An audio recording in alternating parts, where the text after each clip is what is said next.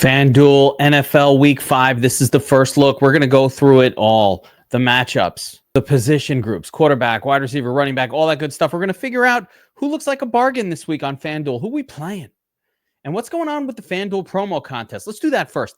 Let's take a look at the, I always look for this word, guaranteed overlay. Where's my freebies? We've been crushing in the guaranteed overlay contest. Unfortunately, this week, guys, there's just one. They are down to the snap 20 max, so this is the freebie contest that you want to attack every single week. You look for that word guaranteed overlay. That means that FanDuel is throwing extra money into the contest. Free money. It's the free money contest. Always attack it. So without further ado, let's crack this bad boy open and take a look at NFL Week 5 on FanDuel. You know, Week 4 was crazy. There were some injuries. There's some stuff going on that we got to deal with and all that. So we'll get all into it here as we go through the player pool. Quick glance at the matchups, though. You can see here, there's a couple of interesting ones, but a lot of low-scoring ones. I always look for team totals on the high side. Jets, Dallas just looks like a good overall game, 47 points, pretty tight spread. You know, you got Broncos, Eagles, looks like a defensive battle potentially. Could pop. Both teams are good, but both quarterbacks are good, so it could pop, but both teams have really, really good defenses, so be aware. We got the Dolphins at the Panthers. Dolphins lose Tyreek Hill. So sad. Such a shame. But it is what it is. It happens. We move on. We digress. On the Panthers side, Panthers are almost favored here. Like, this is super close, 44.5 point total. Both teams are pretty bad defensively. Could this be a game where the Panthers play competent offense? That's the real question. They're at home. They've looked really bad lately. This is where the bounce backs happen. Another game I'm interested in is going to be this Raiders-Colts game. Colts are 7.5 or 7-point favorites at home, 48 point total. I like that Colts offense. We got Jonathan Taylor, very expensive, but also Danny Dimes and the crew can build around a game like that. Texans at the Ravens. It is not looking good for Lamar Jackson this week. It looks like he won't play, which gives us Cooper Rush. I'm not into that. Flip side, on the Texans side, the emergence last week of Woody Marks, exciting. And of course, Nico Collins, always a good play. Next up, we got the Giants at the Saints, 41 point total. Gross, right? Jackson Dart, next start. That's fine. Unfortunately for the Giants, they lost Malik Neighbors for the season this weekend. Oh, that's a real shame, too. What a brutal loss. I really wanted to see Dart and Neighbors together. It didn't last but a couple of plays. Just a real disappointment. And now we won't even get Malik back probably for the start of next season. It's going to be a tough one. So that being said, we got the Giants at the Saints. The Saints have been this team that they're not that bad. Like, they've looked okay at times. They've looked terrible on the road, a little better at home. Lots of targets for Juwan Johnson. There's been lots of targets for Olave. So I expect more of the same out of the Saints here in the Rattlesnake. Titans at the Cardinals, 41.5 point total. I mean, it's gross. This is a Cardinals running back type of and defense type of a game. Titans have been a team that we've been attacking week after week after week here on this first look show, where it's like, dude, just play defenses against rookie quarterbacks, especially if it's a home defense, especially if it's a favored defense. These are the formulas for finding the right defense and working time and time again. Let's keep it going. I'm excited about Trey Benson in this game, and that's about it. We got the Bucs at Seattle.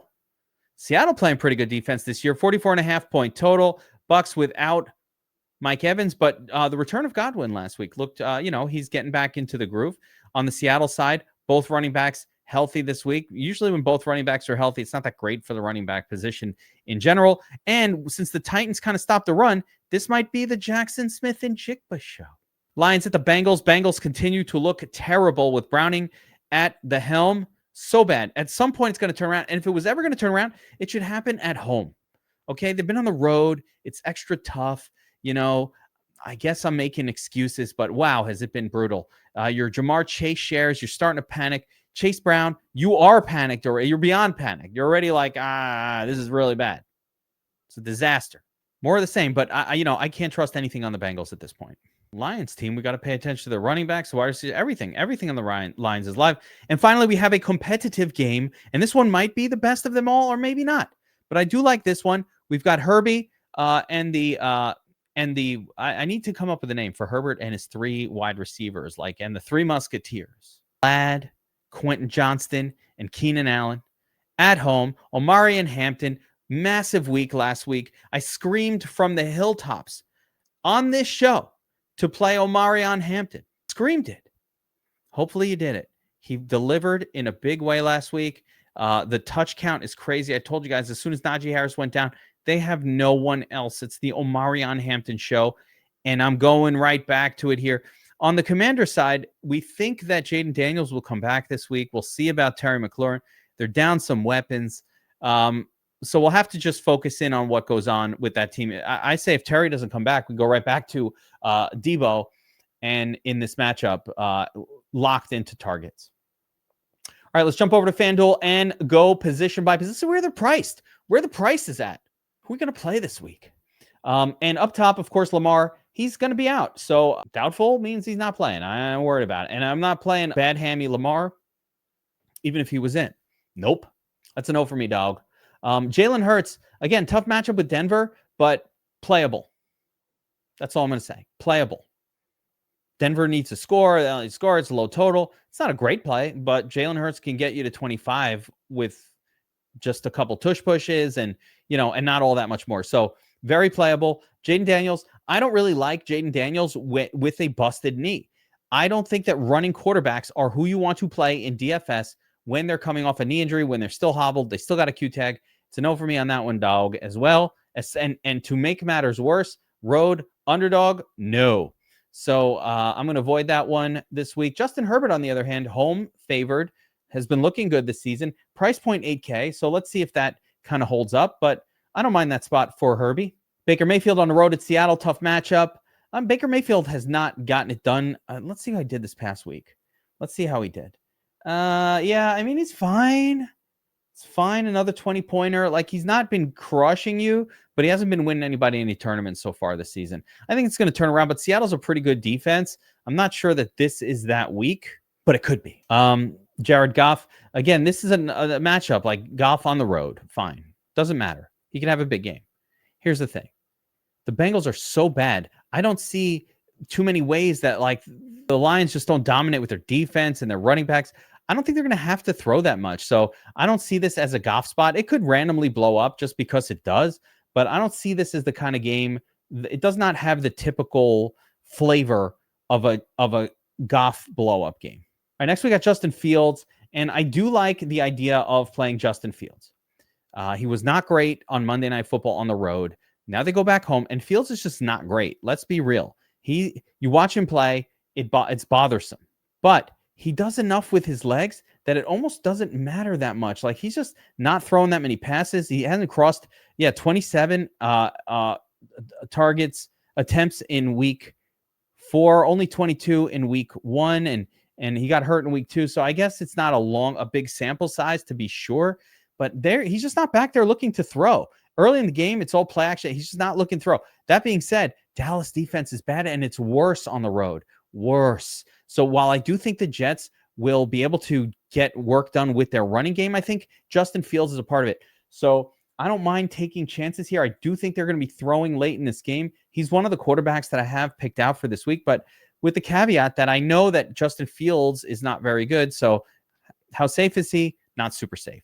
Kyler Murray, no. Daniel Jones at home against the Raiders. That's another good spot. We want those home favored quarterbacks, especially in lineups where we're kind of building to, higher dollars, SE, those kind of things. So, Danny Dimes is in a good spot as well. Save a couple $100 to go down from Fields to Dimes. I'm fine with that as well. So I don't have any problem plugging him in to start up a lineup. Dak Prescott's been on fuego. What a week last week. George Pickens now went nuts. Javonte Williams really good. The Dallas defense is as bad as ever, which is leading to these high-scoring games. So I like the spot as well for Dak. Road favored. Okay, fine. Dak goes really well, pairs really nicely with Ferguson or Pickens. So if we're going down a little bit in salary there, it's amazing how FanDuel and DraftKings are so different in how they're salarying these players. Bo Nix is a no. Darnold, I'm not excited about it, but playable. Geno on the road, probably a no. Stroud on the road there too, and no good. Yeah, nothing else there. So I guess my favorites right now have to be Fields and Jones, as crazy as that seems. maybe a little Dak sprinkled in. And then we'll try to figure out as the week goes on which of these are, and Herbert, of course. Herbert might be the best of them all, but he's a little priced up here, but not too bad. Actually, he's very playable at that price. So let's go Herbert, Fields, Daniel Jones, maybe some Dak, right? For now. All right, let's move on to the running back position. And guys, running back is going to be actually, it's not where the money's made. I think wide receiver is going to be where the money's made. Running back should be super easy, super comfortable, super good this week. I love a lot of these running backs. I like them to the point where I wish I could play, 2 flexes running backs or 3. I'm definitely going to have running back in my flex this week, but start at the top. Jonathan Taylor, 9,500. Yeah, he's in the best spot of the week, so I get it. He's been really good. Tons and tons of volume. Like even on a down week, he's getting a ton of volume. 5 targets. 5 targets. That's like the most targets Jonathan Taylor's had his whole career. 2 weeks removed from a 25 carry game. This guy is a volume machine. Jahmyr Gibbs also continues to hold his. He's pretty much, he's the class of the league in terms of talent. Does not get the kind of volume that some of these other guys get all the time, although sometimes it'll pop, but doesn't necessarily get enough volume to get there. And I am worried about Jahmyr Gibbs here in this spot, just getting vultured by Montgomery, which is very possible. And paying up, I don't think this is the week to pay up this intensely at running back. You're going to see all of these bargains that we can get at lower prices. So I think that's probably the way to go. But obviously, as the week rolls on and we see ownerships, maybe some of that'll shift. But I've found that here on FanDuel, ownership doesn't tend to even get that high on the high value, lower cost running back. So it's usually not an issue. Derrick Henry with the backup quarterback in there could do great. It might be better for Derrick Henry for all I know. But 8,500 is still a little spendy. Devon Achane, always love him against a team like Carolina. Scrolling down a little bit. Yeah, Omarion Hampton at 7,500. That's starting to get juicy. Omarion Hampton coming off of another monster fantasy score. Even though he didn't get a ton of volume, he didn't need it. And he got all of the snaps and all of the running back volume for the team. And that's all that matters. So Omarion is here to stay. Let's not ignore him. Chase Brown, unplayable. Alvin Kamara, unplayable. Ashton Jeanty, not a good matchup on the road as an underdog, but he broke out last week in a big way. I was all over Jeanty later in the week. It wasn't something I count on early, but later in the week as almost like a contrarian from, Omarion, who had Omarion, and I played a little Judkins and I played a little Ashton Jeanty. So he worked out really well for the lineups he was in. 23 touches last week. But of course, he had the nut matchup against the hapless Bears rush defense. So this is a tougher matchup, and I don't like it as much. Who I do like is Breece Hall, now with Braylon Allen out of the picture, done for the year or for a while on IR. Breece Hall should get most of the touches. He'd been at about a 55% snap share. That's going to go up to about 75, 80%. And that's the kind of numbers that I'm looking for, especially in a home matchup against Dallas. So I'm going to plug him in as well. Him and Omarion. I'm going to actually cycle through a bunch of names here because there's too many. The studs are too many. That's from Braveheart. English are too many. No, it's the Irish guy. It's my best attempt. All right, back to it. But really, the studs are too many. They're all over the place. They're all over the place. And they keep going. Watch. All right. So Breece Hall, great. Omarion Hampton, great. Javonte, sure. All right. That can't be anybody. Can't be anybody better than that. Can there? Oh, wait, there's more. It keeps going. Trey Benson in the nut matchup, massive favored at home against the Titans. Oh, I forgot about him. Okay. Forgot about Trey. You can't forget about Trey. That's crazy. Can't forget about him. Got to put him in your lineup. All right, Trey, fine. There can't be any better deals, right? Can't get any better than this. No, there's more, right? And Walker, no, I don't like him when I don't like Walker when Charbonnet is healthy, and I don't like this matchup at Tampa. JK, not the week, maybe not the best matchup at the Eagles either. Chuba, I haven't played yet this year. Hasn't done anything, so he hasn't punished me. But wait, the studs keep coming. Cam Scatterbo, 6,200, 25 carries, 2 targets last week. He had like 7 goal line carries. Now they're going to have to throw to him. We got Malik Neighbors. I like Scatterbo. He will be in my mix. David Montgomery, he could get there. He doesn't do a whole lot except for score for touchdowns, but when he does, he sometimes puts up a 30. Okay. Montgomery in the mix. In the mix. Let's scroll down. Maybe there's more. Woody Marks. Oh, look at that. Woody Marks, 5,400. So let's talk about Woody Marks last week.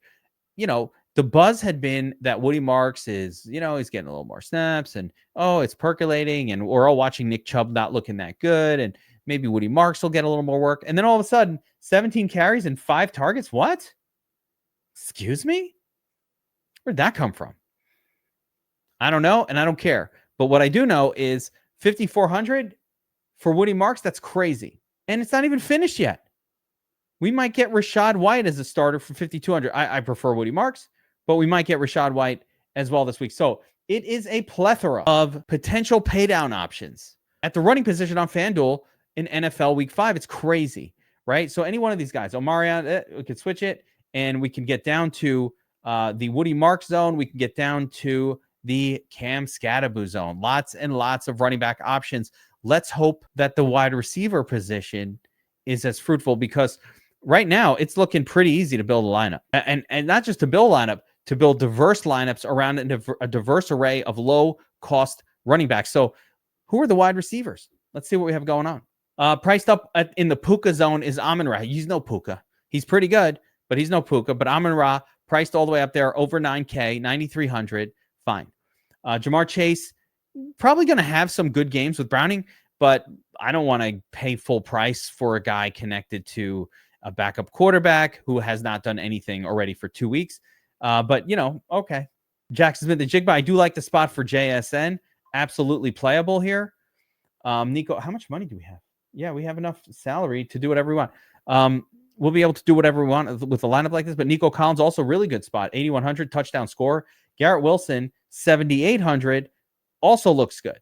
So I like that. I like Garrett. I'll probably focus on Garrett Wilson only with Justin Fields. If Garrett Wilson does enough to get you there, Justin Fields will probably be the quarterback that you needed. So one of my approaches to DFS on FanDuel here is when an expensive wide receiver is tied to a lower price but running quarterback gets a little done with his legs. Like if that wide receiver is getting it done, we know Fields is probably having a really good game. So I'll just use him with Fields and probably not without. Mecca Ikabuka, he's been great this year. Wow, look at Quentin Johnston's salary. 10 targets, though, only 4 receptions. But that was against the Eagles last week. And Cooper DeJean, this is not the same team. He's going to be able to be open. And if they keep peppering him with targets, he's going to have another monster game. So he's going to absolutely be in my mix. Quentin Johnston priced all the way up in the stud tier now. I'm curious to see where the other wide receivers from the Chargers are, but I have a feeling they're going to be a lot cheaper than this. Cortland Sutton gets the brutal Cooper DeJean matchup. Not ideal, not great. Here we have George Pickens. It's like George Pickens probably going to see Sauce Gardner, and it's not an easy matchup and all of that. So keep it in mind. But this guy went bananas last week. 11 targets, 8 receptions. He's doing a CeeDee Lamb impersonation, and I like it. Yeah, AJ Brown's okay. T. Higgins, no. J-Mo, no. James, no. Son, Williams, no. Marvin Harrison, Keenan Allen, acceptable. Debo, kind of like the Debo player. If we switch this whole lineup around and made it a Herbert lineup, Herbert, Quentin Johnston, Debo, could do something like that. But I like Debo as a standalone play, as long as yeah, he finally got there last week. As long as Terry McLaurin is out, I think Debo absolutely playable here. Let's see. Ted McMillan, 6,200, acceptable. I don't mind that. Touchdown score. Look at Ladd McConkey. Damn. This guy was 7K, 7,500, almost 8K. He's all the way down here. Let's see. Olave's been pretty decent. Jacoby Myers priced down. Yeah, Chris Godwin last week comes back. I believe 10 targets, 3 receptions. So he's just getting the dust off. He's knocking the dust off. I think Godwin's going to be a very useful player for fantasy for the rest of the season. Still might take another week or two to get all the dust knocked off, but maybe not. He's just got to get in tune with Baker. It didn't hit in week 1, but for 5,900, yes, please. How about Michael Pittman at 5,900? Why? Why is he so cheap? 10 targets last week. This guy's been a volume beast. I'll take it. Jalen Waddle, 5,800 with no Tyreek Hill. Now, here's the thing with Waddle. I don't know that this will hold. I need to look at splits, but I don't recall where he was fully going beast mode the last time that Tyreek Hill got hurt. So I got to look at a little bit of that. But in general, you would expect Jalen Waddle's target share to massively increase in this game. Devontae Smith, 5,800. Wow. So cheap. Let's see if there's anybody down here that's shocking that shows up. I mean, kind of, Mims Jr. has been a guy I've been on. Josh Downs at 5,100 could do some work. And yeah, that's about it. So all value everywhere. The all value lineup.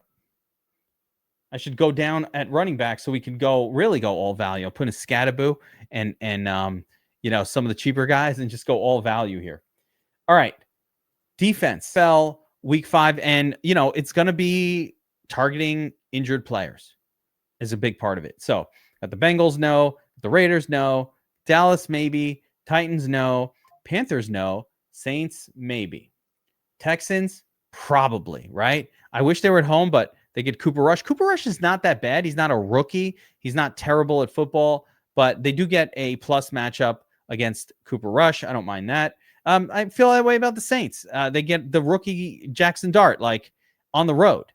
That's a good spot for Saints defense. If we're going all value, that has to be a top choice. Texans are very much in play as well. Let's see. Jets, no. Miami, maybe. Washington, no. Giants, maybe at the Saints, but probably not. Broncos, no. Chargers, no. Cardinals. This is where I want to be. If I can get up to the Cardinals, we've been targeting the Titans and the rookie all season long. The Titans just seem to be in disarray. So I say go right back for it with the Cardinals. But we can certainly save a lot of money here simply by going down to either the Texans or the Saints. Both teams are facing inexperienced quarterbacks. Now, tight end position.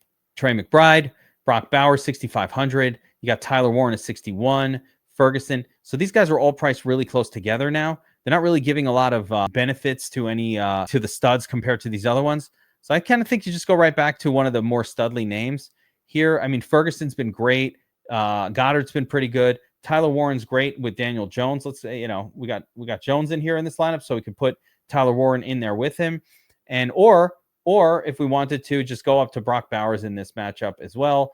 So we have Jones, Pittman, Bowers on a little comeback. But guys, this is the first look, right? We are building a value-based lineup. I left $3,400 in salary on the table. There's plenty of ways to improve on something like this. I'd be looking at these wide receivers probably, because I don't feel like you need to spend a running back. So I'd probably look at doing something like this and just improving that last wide receiver group, maybe something like JSN or Nico Collins or something like that. All right, that's going to do it for the Fanduel NFL Week 5 first look. Remember, my name's Kevin Alec, the Geek from DFS Army. And if you want to check out DFS Army, promo code Geek, you can get all access to all of our tools, everything we have, 10% off for DFS Army VIP. Make sure to hit that like button and subscribe. Let me know who your favorite quarterback wide receiver stack is for NFL Week 1 on FanDuel. And just let me know about your FanDuel love. We're doing these FanDuel videos.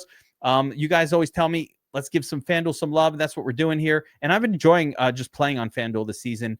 To be quite honest, I like that they have these promotional contests that they've been doing. And I love that they've adjusted their showdowns to kind of be a little more like the DraftKings one, if I'm keeping it real. So good luck this week, everybody. Make sure you are subscribe, and hit that notification bell.